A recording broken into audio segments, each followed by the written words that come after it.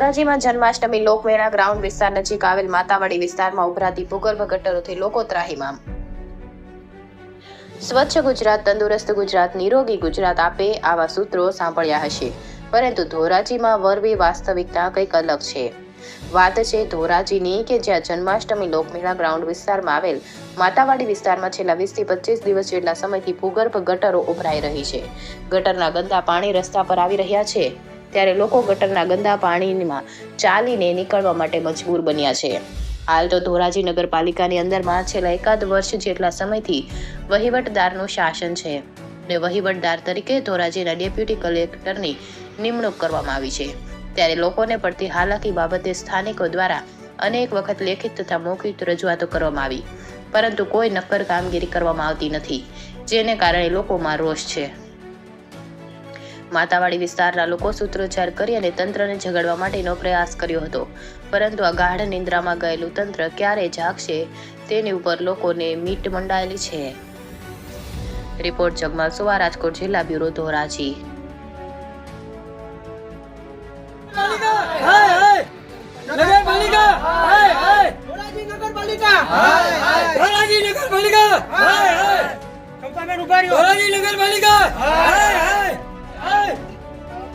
नगरपालिका हाय हाय नगरपालिका हाय हाय बोलिया रखो नगरपालिका हाय हाय અમારું નામ દુબેન ખોડા।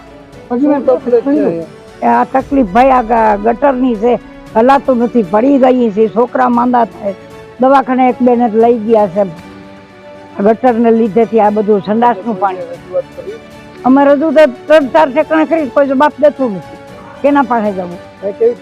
અરે તકલીફની વાત જવા દો, 2-3 વાર તો છોકરા ઘેર આમ દોવા ગયા, દૂધ ઢોળાઈ ગયું। હવે આનો સવારે તો અમે વહેલા નીકળતા જ નથી, નકર હવે આને લીધેથી બહાર ઠંડા બાયું બહાર જાય। અમારી માંગણી જાય કે રસ્તો કરી દઈએ ને ગટર રિમોલ્ડિંગ કરી દઈએ અને કુંડીઓ મૂકી દઈએ, બીજું તમને શું આવડે ભાઈ? અમે કોઈ દી મતદાનમાં કે કોઈ દી ઇનકાર કર્યો નથી, અમે કોઈ દી કાંઈ માંગ્યું નથી, કોઈ જવાબ નથી દેતા, શું કરીએ? ચારણ ગગજી મુળુભાઈ, ગામ ધોરાજી, માતાવાડી પ્લોટ, મેળાનું મેદાન।